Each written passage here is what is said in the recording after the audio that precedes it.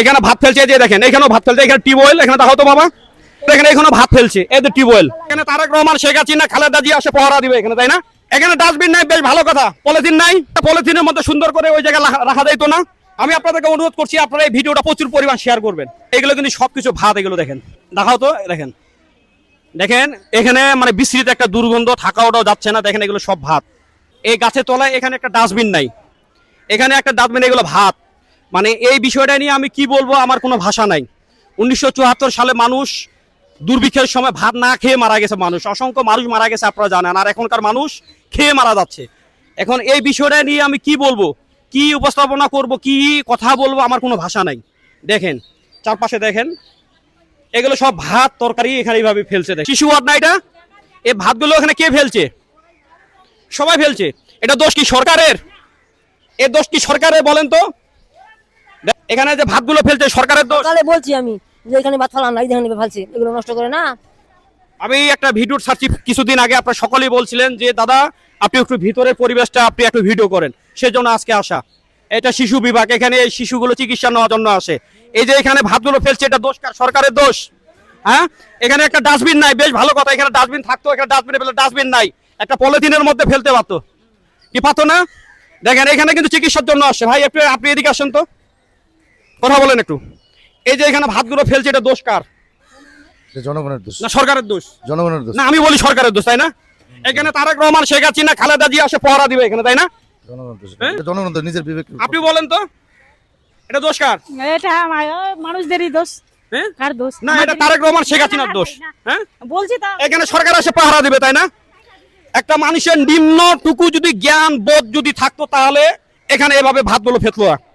এখানে ভাত ফেলছে, এই যে দেখেন এখানেও ভাত ফেলছে, এখানে টিউবওয়েল, এখানে দেখো তো বাবা, এদের দেখেন এখানে ভাত ফেলছে, এদের টিউবওয়েল, এখানে শিশু বিভাগ। এটা দোষ কার? সরকারের। এখানে তারেক রহমান ছাড়া আসে সারা রাত এখানে পহরা দিবে, কে কখন কি ময়লা আবর্জনা ফেলতেছে। হ্যাঁ, এখানে ডাস্টবিন নাই, বেশ ভালো কথা। পলিথিন নাই, পলিথিন নাই, একটা পলিথিনের মধ্যে সুন্দর করে ওই জায়গায় রাখা যাইতো না? যাইতো না, পলিথিনের মধ্যে রাখা যাইতো না? ঠিকই। এটা দোষ কার? সরকারের দোষ না, পাবলিক। আমাদের দেশের সাধারণ মানুষ ফেরেস্তা।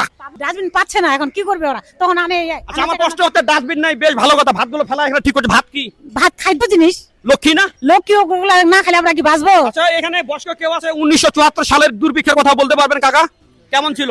খুব ছিল, ভাত ব্যক্তর মানুষ মারা গেছিল। আর এখন? এখন ভাত মানুষ অবহেলা করতেছে, ভাত কিছু মনে করে না। আমি এই সদর হাসপাতালে যে স্টাফ আছে, ডাইরেক্টর আছে, তাদেরকে আমি অনুরোধ করব আপনি এখানে একটা ডাস্টবিনের একটা ব্যবস্থা করেন। আর ডাস্টবিনের ব্যবস্থা করেন, এখানে সিসি ফুটেজ এখানে লাগান, যিনি এখানে ভাত ফেলবে এভাবে একে পয়সা আইনের আওতায় আনা হোক।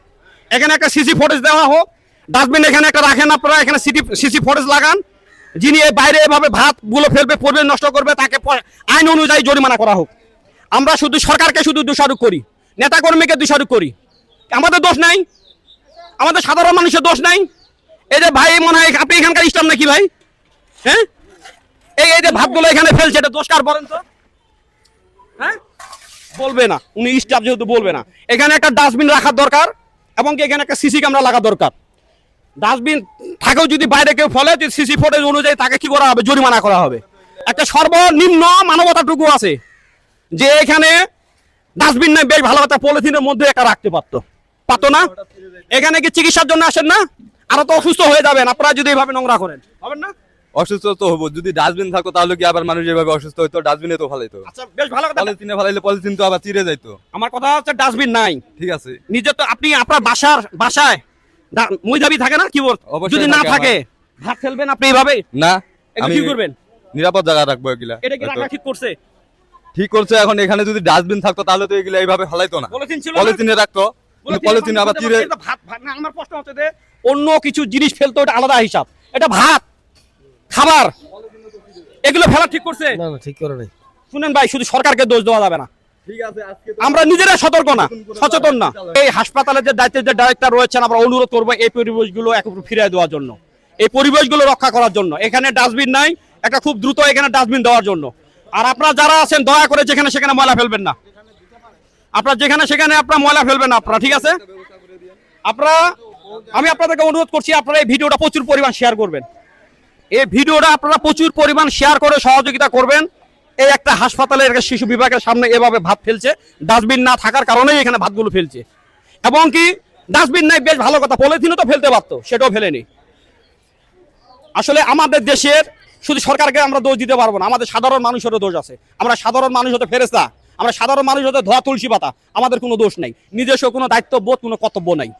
দেখেন এই যে অবস্থা, দেখেন এগুলো, এইখানেও ভাত ফেলছে, এখানে টিউবওয়েল, এখানে ভাত ফেলছে, এখানে ভাত ফেলছে। আমি আপনাদেরকে অনুরোধ করছি এই ভিডিওটাকে শেয়ার করবেন, প্রচুর পরিমাণে শেয়ার করবেন এই ভিডিওটা। ধন্যবাদ, সকলে ভালো থাকবেন।